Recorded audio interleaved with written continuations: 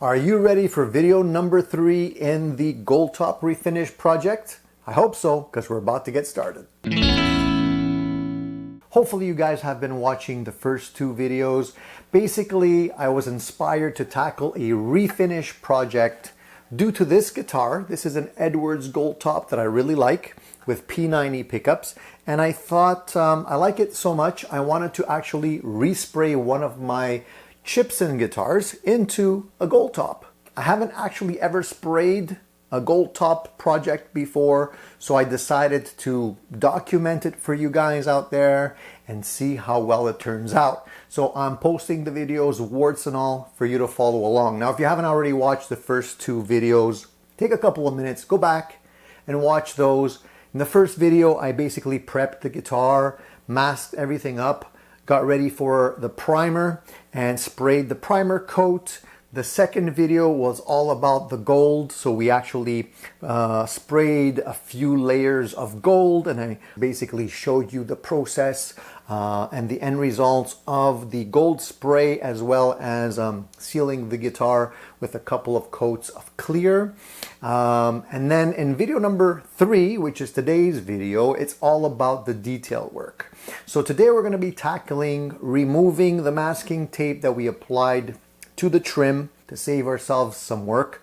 And I'm a little bit nervous, to be honest with you, because I don't know how well I actually did that. Hopefully it turns out well. There may be some work involved. We'll see. I'm not an expert at this, folks, so I don't have all the answers. I'm just doing the best I can and documenting it for you guys. So if any of you guys out there have any tips to help me along in the process, I would definitely appreciate it. Like I mentioned, this is the first time I'm spraying a Goldtop, and spraying gold is not exactly the easiest thing in the world, especially if you're using rattle cans. And we're doing this with rattle cans from Great Lakes Custom Color. So far, so good. So let's jump right into today's video and tackle the detail work. So here we are with the next step that we need to take with this whole Goldtop paint job that we're trying to document for you guys. I'm a little bit nervous at this stage in the game, because this is where we take off the masking that we did and hopefully end up with a nice clean line here. But I'm not 100% confident that it's going to be perfect. So we're going to try and do this very carefully. I went ahead and removed all of the masking on the back of the guitar. We're going to have to replace that later on when it comes time to spraying the final clear coats. But in the meantime, we're waiting for those aged clear coats to arrive. They should arrive, I'm guessing, tomorrow. And in the meantime, let's take a look at our handiwork with the trim here. I'm gonna peel off the tape as carefully as I can. Hopefully you can see what I'm doing because it's a little bit close-up work here. The idea here is to remove the tape without necessarily damaging the clear coat. So if the tape stays on too long, from experience, it ends up sticking a little bit too much. So let's hope and pray that it works out. I also will use a little X-Acto knife here just to get things started.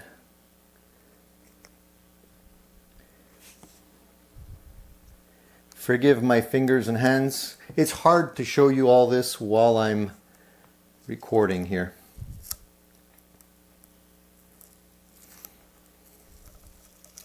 So the tape is pretty sticky, and I'm not going to struggle with it. I'm just going to try and remove the tape in the direction where it's the most easy. You want to go slow. Hopefully it doesn't rip off any of the clear coat, and it helps to actually pull the tape in as close to the body as possible. So you basically bend the tape on itself. I don't know if you can see that, but I'm basically pulling the tape backwards over itself, not upwards. All right. So I can already see that although the line is good in most areas. There will still be a little bit of cleanup scraping to do here. I'll only really be able to tell once all of the tape has been removed.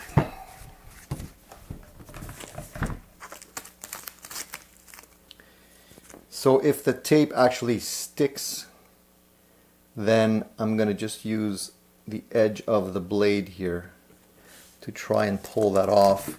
And it also helps to have good eyes and additional tools if you need them, like little tweezers.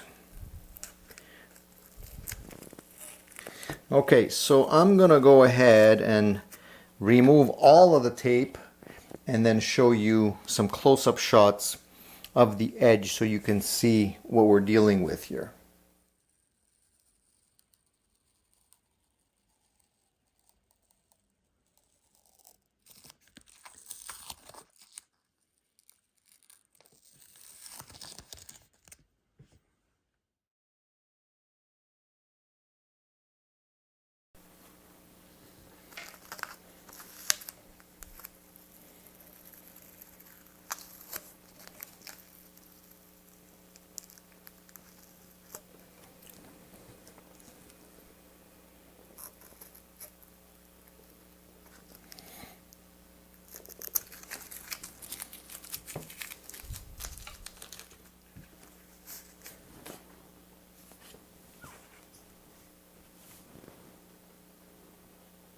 Okay, so at this point in the game, what I'm trying to do here is work more by feel than eyesight. If you can see here, there's a little slight lip. You can actually feel it more than you can see it. So what I'm doing is I'm taking the X-Acto knife and just scraping it back ever so gently till I get rid of that little tape line lip.